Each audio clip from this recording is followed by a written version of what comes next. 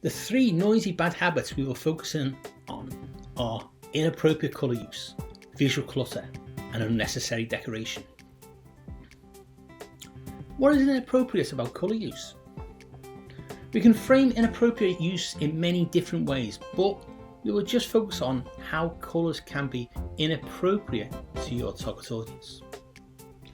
Your colour choices can strengthen or kill your visual communication, as your colour choices are dependent on the psychology of how your audience perceives them. Colour choices have social cultural impacts.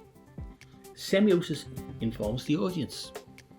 So applying semiosis helps you to be more considerate in what colour means to your audience. This begins at the basic level of crafting semiotic, iconic representation.